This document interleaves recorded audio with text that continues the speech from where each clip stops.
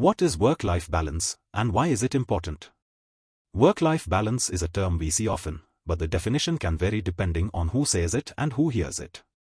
In this instance, we are going to consider a somewhat complex definition.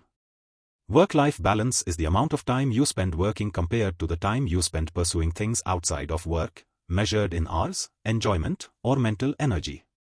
That might feel different than usual, but we want to clarify something. Your work-life balance depends not only on how much time you spend physically at work but also on the energy, focus, and attention that work demands when you're not in that office chair. Why is work-life balance important? Creating a beneficial work-life balance can lead to improvements in overall well-being. That includes someone's physical, mental, and emotional health. There are also studies linking a negative work-life balance to higher rates of burnout, impaired sleep, and multiple illnesses.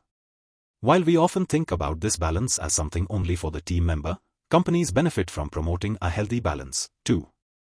For one, employees with balance are more engaged, which studies suggest can improve the health of an organization. Companies with high levels of engagement improve operating income by 19.2% annually, on average. Also, it prevents your team from potential burnout. We know burnout can have various major health concerns, not to mention poor performance and creating a toxic work culture. One of the most surprising bits of research we found while creating our stat roundup is this: managers can't tell the difference between people who work 80 hours a week and those who pretend to. 7 factors influencing work-life balance. Before diving deeper into the work-life balance's current state, let's review what impacts this balance. These 7 factors can determine when someone has the flexibility to complete their work, if they can leave it at the office, or if it bleeds into their lives away from work. Each factor can be a benefit or a harm to your employee's work-life balance. Balanced workload distribution. Workload management focuses on maintaining a realistic balance between tasks and responsibilities, preventing burnout and stress. People need enough support, tools, and time to do their work. Trust and flexibility. Consider options for flexible working arrangements, remote opportunities, and adjustable working hours to accommodate diverse employee needs and preferences. Flexibility requires that you trust people and work to foster a sense of responsibility and ownership, contributing to a positive work-life balance.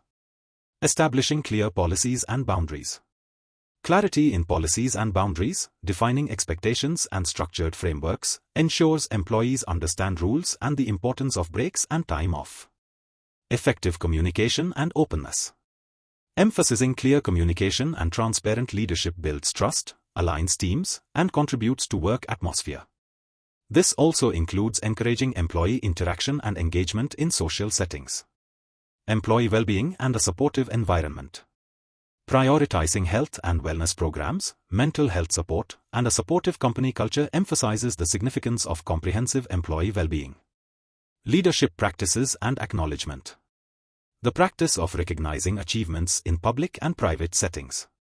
Leadership defines employee culture, whether supportive and healthy or demanding and lopsided. Commitment to learning and development. A dedication to continuous learning and personal growth through skill development opportunities can contribute to professional advancement and satisfaction around time spent at work. The current state of work-life balance, 2023 to the present.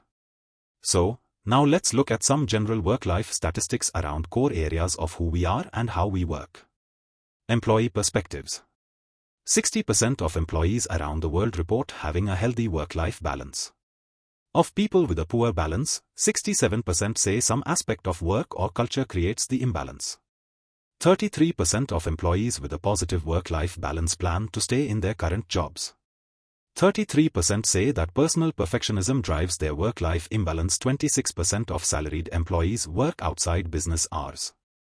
73% of workers believe work-life balance is a core factor in choosing a job, behind only salary. 57% to 61% say that a negative work-life balance will stop them from taking a job offer. 48% of people would leave a job if it prevented them from enjoying their life. 30% of people say they are performing the bare minimum at work due to an imbalance.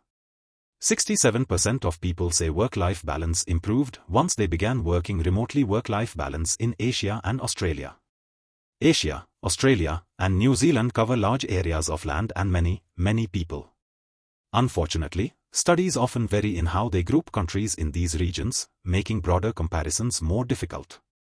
We've put some general statistics below, but we believe it's worth diving deeper into a specific country or region if you plan to grow your team there.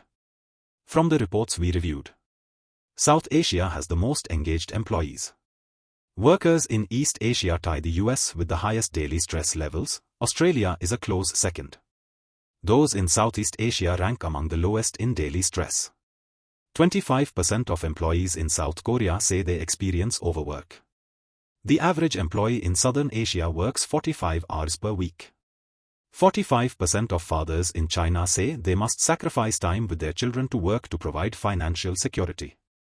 Users of Microsoft Teams in Singapore have increased their daily usage of the tool by nearly 2 hours since 2020, and 37% of these users report feeling burnt out. 42% of graduate students in Singapore say they would turn down a demanding job that would unbalance their personal and professional life. 27% of employees in Turkey work more than 50 hours per week, behind only Mexico in OECD countries. Employees in Australia and New Zealand are in the middle of the global pack in terms of engagement. New Zealand ranks as the top country in the world for work-life balance due to annual leave, sick pay, healthcare, wages, and culture. Australia is fourth.